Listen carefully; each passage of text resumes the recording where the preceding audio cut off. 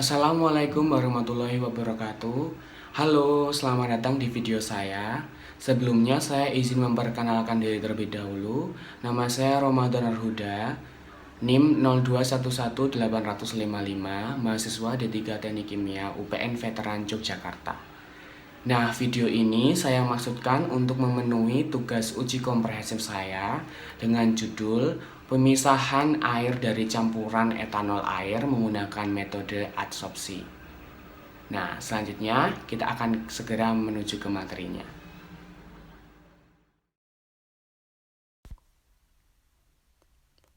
Baik, saya akan menjelaskan tentang materi pemisahan difusional dengan submateri, yaitu pemisahan air dari campuran etanol air melalui metode adsorpsi. Yang pertama, kita akan membahas tentang latar belakang. Salah satu bahan bakar alternatif pengganti bahan bakar minyak atau BBM adalah etanol atau bioetanol.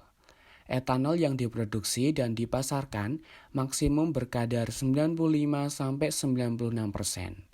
Tetapi pada rentang kadar tersebut terjadi peristiwa yang disebut azeotrop, yaitu kondisi pada saat campuran etanol air tidak dapat dipisahkan dengan metode distilasi biasa. Salah satu proses dehidrasi etanol yaitu dengan metode adsorpsi. Cara kerja metode ini adalah dengan melewatkan campuran etanol air pada penyaring yang berisi bahan penyaring atau adsorben. Karena fungsinya sebagai penyerap, adsorben harus memiliki ukuran pori yang selektif. Dalam percobaan ini, kita akan mencoba mempraktekkan teori adsorpsi fisis dengan keadaan isoterm. Ada banyak permodelan yang sudah teruji dan diakui untuk mendekati fenomena ini.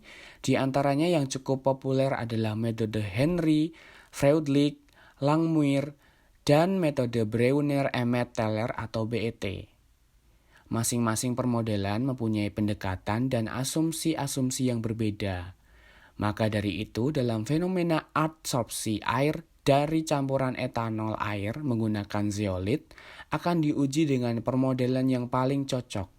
Apakah model yang diusulkan Henry, Freundlich, Langmuir, atau BET? Nah, selanjutnya kita akan membahas tentang tujuan percobaan. Yang pertama, mampu mengkonversi berbagai satuan, linearisasi dan regresi.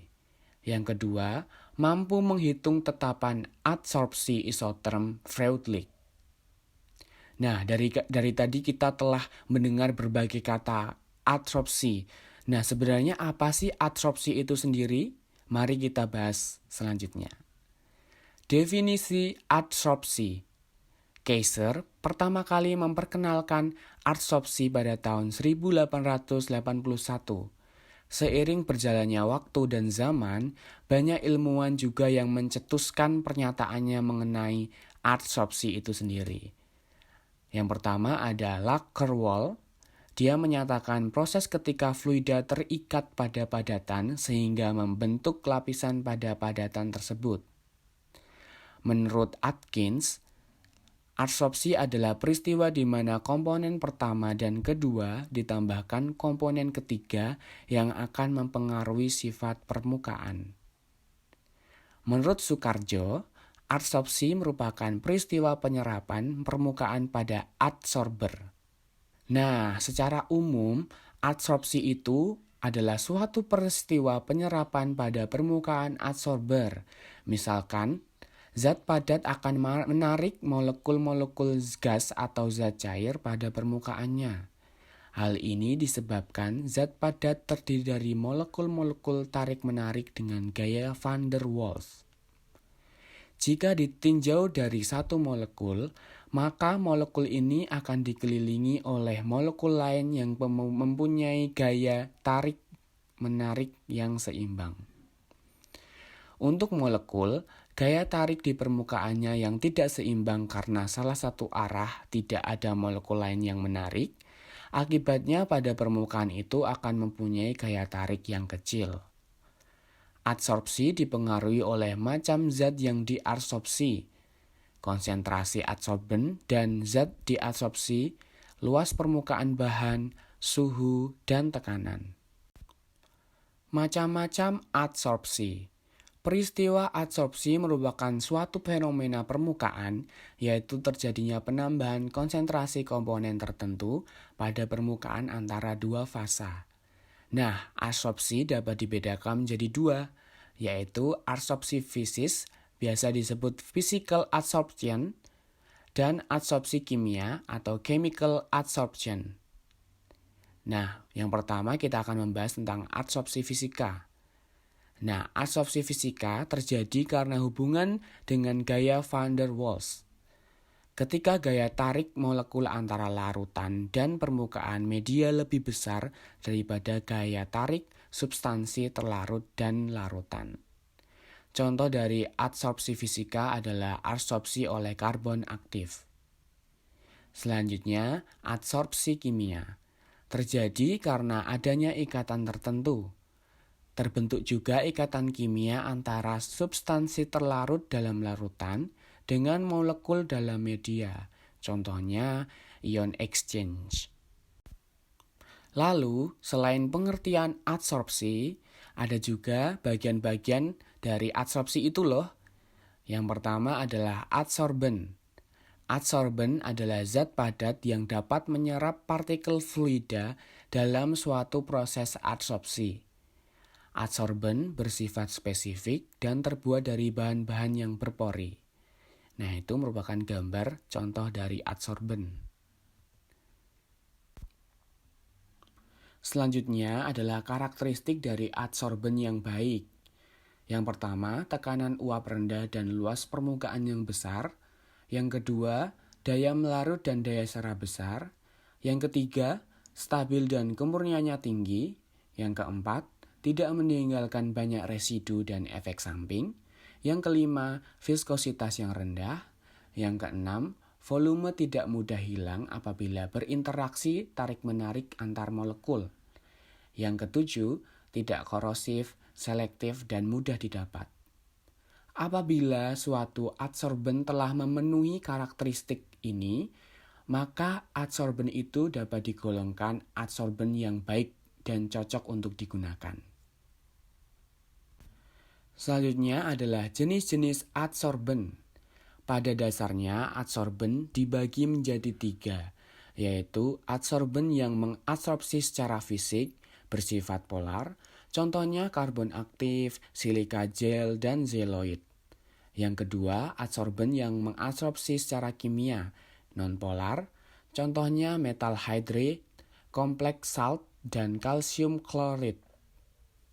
Yang terakhir, komposit adsorben merupakan adsorben yang mengadsorpsi secara kimia dan secara fisika. Nah, gambar di samping merupakan contoh dari jenis-jenis adsorben. Ada karbon aktif, metal hydrate, dan silika gel. Nah, adsorben yang umum digunakan dalam dehidrasi air dari etanol adalah zeolit dengan diameter pori yang seragam. Apa sih itu zeolit? Zeolit adalah senyawa zat kimia aluminosilikat berhidrat dengan kation natrium, kalium, dan barium. Secara umum, zeolit memiliki molekular struktur yang unik di mana atom silikon dikelilingi oleh 4 atom oksigen sehingga membentuk semacam jaringan dengan pola yang teratur. Zeolit juga sering disebut molecular sieve, saringan molekuler, sehingga zeolit memiliki pori-pori berukuran molekuler sehingga mampu memisahkan atau menyaring ukuran molekul dengan ukuran tertentu. Zeolit mempunyai beberapa sifat antara lain mudah melepas air akibat pemanasan, tetapi juga mudah mengikat kembali molekul air dalam udara lembab. Oleh sebab sifatnya tersebut, maka zeolit banyak digunakan sebagai bahan pengering. Nah, di samping itu adalah contoh gambar zeolit. Dalam percobaan ini, kita menggunakan adsorpsi isoterm karena tidak ada perubahan suhu maupun perubahan tekanan.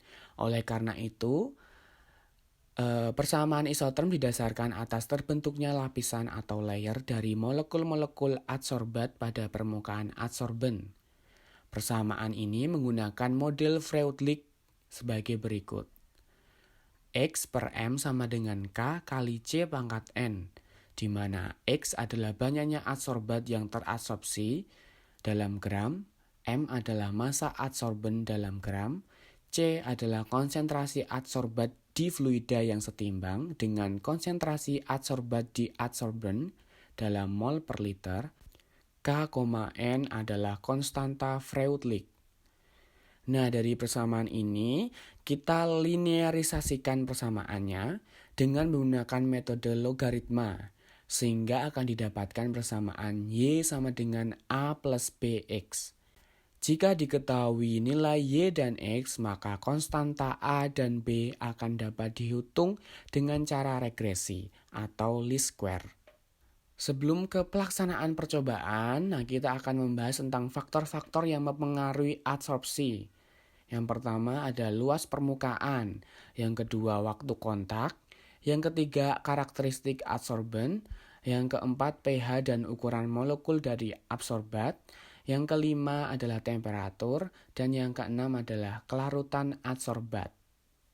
Selanjutnya kita akan masuk ke pelaksanaan percobaan yang kita tunggu-tunggu. Yang pertama adalah alat dan bahan. Nah, di sini telah ditampilkan alat dan bahan yang akan digunakan dalam percobaan. Alatnya yang pertama, gelas ukur, Erlenmeyer, pipet tetes, pipet volume, corong kaca, kertas saring, batang pengaduk, dan alat paling penting yaitu refraktometer alkohol. Nah, refraktometer alkohol ini digunakan untuk menentukan indeks bias kemurnian dari suatu larutan dengan cara menggunakan refraksi cahaya. Selanjutnya bahan yang digunakan ada aqueous, alkohol dengan kemurnian tinggi yaitu 96% dan tentunya zeolit. Nah, selanjutnya kita masuk ke cara kerja percobaannya. Yang pertama, menyiapkan alat dan bahan percobaan, membuat larutan etanol sebanyak 20 ml dengan kadar berbeda-beda pada tiap Erlenmeyer, yaitu 10%, 20%, 30%, 40%, sampai 50% dari larutan etanol dengan kemurnian 96%.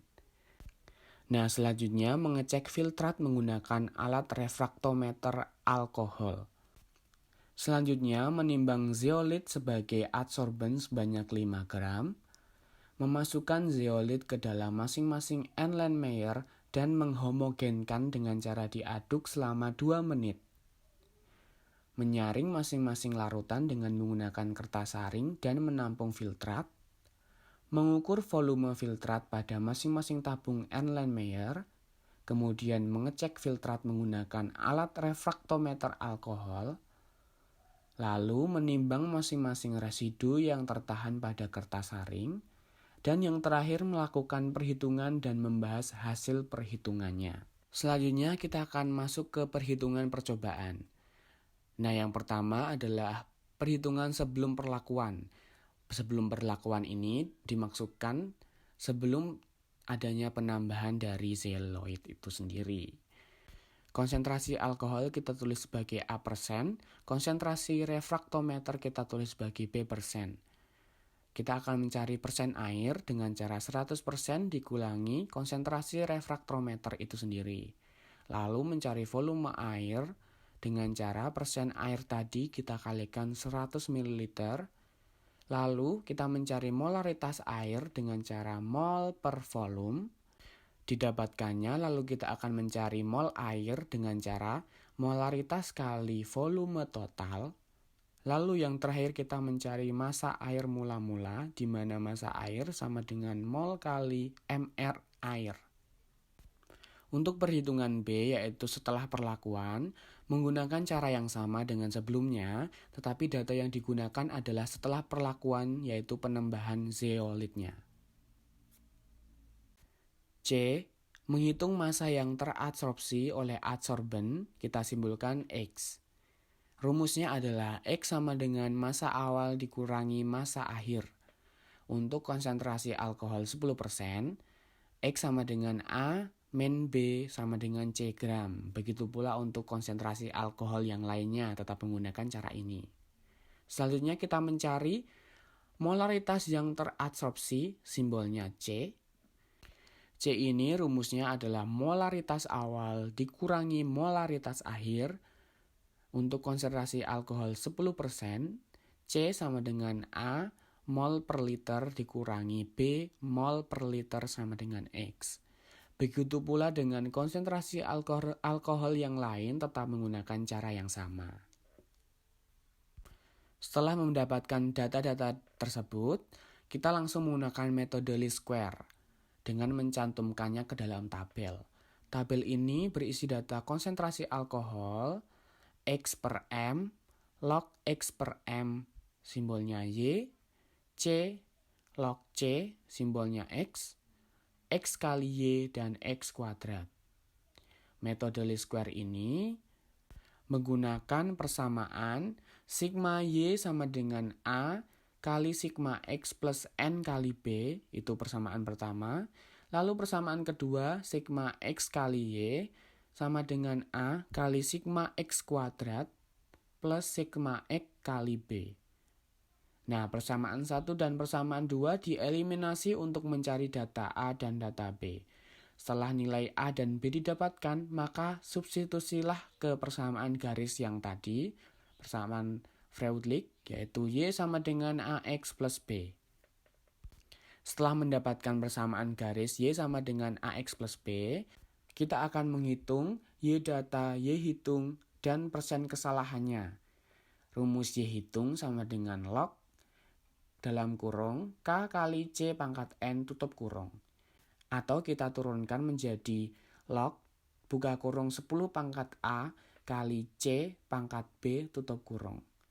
Menghitungnya secara masing-masing data dan selanjutnya mencari persen kesalahan masing-masing data juga. Rumus persen kesalahan adalah Y hitung min Y data per Y hitung kali 100%. Lalu kita masukkan ke dalam tabel yang tersedia. Nah, selanjutnya kita sudah masuk ke pembahasan. Pada percobaan pemurnian air dari etanol melalui adsorpsi, yang bertindak sebagai adsorben atau zat penyerap adalah zeolit. Dan yang berperan sebagai adsorbat atau yang diserap adalah air. Digunakannya zeolit karena zeolit mudah melepaskan air yang disebabkan oleh pemanasan dan sehingga terjadi kenaikan indeks bias alkohol sebelum direaksikan dengan zeoloid dan setelah direaksikan dengan zeoloid. Oleh karena itu, setelah terjadinya adsorpsi, maka air akan diserap oleh zeolit sehingga menyebabkan konsentrasi etanol meningkat karena airnya berkurang. Peningkatan konsentrasi etanol atau kenaikan indeks bias menunjukkan terjadinya pemekatan konsentrasi etanol sesudah direaksikan dengan zeolit. Untuk mengetahui kenaikan indeks bias atau kemurnian ini bisa dilakukan dengan pengecekan menggunakan alat yang bernama refraktometer. Refraktometer adalah alat yang digunakan untuk mengukur kadar atau konsentrasi bahan terlarut, misalkan gula, garam, protein, dan sebagainya. Prinsip kerja dari refraktometer sesuai dengan namanya adalah memanfaatkan refraksi dari cahaya atau pembiasan cahaya. Lalu, secara teoritis, percobaan ini membandingkan antara kemurnian etanol sebelum perlakuan dan setelah perlakuan penambahan zeolit. Tentunya dengan metode adsorpsi, larutan yang mendapatkan perlakuan, nilai indeks biasnya akan meningkat atau naik ketika setelah direaksikan dengan zeolit, karena air terabsorpsi oleh zeoloid sehingga etanol semakin murni. Kemurnian ini juga diakibatkan molaritas etanol yang meningkat. Nah, untuk membuktikan teori tersebut, mencari persen kesalahan dapat digunakan. Apabila persen kesalahannya besar, maka terdapat kesalahan-kesalahan kecil pada proses percobaannya. Tetapi apabila persen kesalahannya yang didapat kecil, maka dapat dipastikan percobaannya telah berhasil dan sesuai dengan teori. Nah, di sini adalah faktor-faktor yang mempengaruhi hasil percobaannya. Yang pertama, pembacaan dan penggunaan pada alat refraktometer yang kurang teliti dapat menyebabkan perhitungannya tidak sesuai. Yang kedua, proses filtrasi yang kurang hati-hati, yaitu bisa terjadi kebocoran pada kertas saring, sehingga menyebabkan adsorpsi tidak optimal. Lalu, ketelitian yang kurang saat melakukan penghomogenan sampel dengan zeolit menyebabkan proses adsorpsi tidak berjalan dengan optimal. Karena ketidaksesuaian ini, maka persen kesalahan yang didapat dalam percobaan ini pun menjadi sangat besar. Nah, kita telah masuk ke kesimpulan. Kesimpulan yang pertama, proses adsorpsi air dari campuran etanol air dengan menggunakan zeolit dilakukan untuk memberikan hasil tertinggi berupa etanol dengan kadar tertinggi. Adsorpsi menyebabkan indeks bias pada larutan alkohol menjadi tinggi dan meningkatkan molaritas etanol. Lalu, pencarian kemurnian alkohol ini terbukti menggunakan persamaan adsorpsi isotrem Freundlich. Selanjutnya, zeolit bersifat polar sehingga cenderung menyerap senyawa-senyawa polar seperti air dan etanol. Selain itu, zeolit mudah melepaskan air yang disebabkan oleh pemanasan dan sehingga terjadi kenaikan indeks bias alkohol setelah direaksikan dengan zeolit. Oleh karena itu, setelah terjadinya adsorpsi, maka air akan terserap oleh zeolit sehingga menyebabkan konsentrasi etanol meningkat karena airnya berkurang. Nah, itu tadi merupakan video dari materi pemisahan air dari campuran etanol air. Terima kasih atas perhatiannya. Mohon maaf apabila terdapat kesalahan kata dan perbuatan. Wassalamualaikum warahmatullahi wabarakatuh.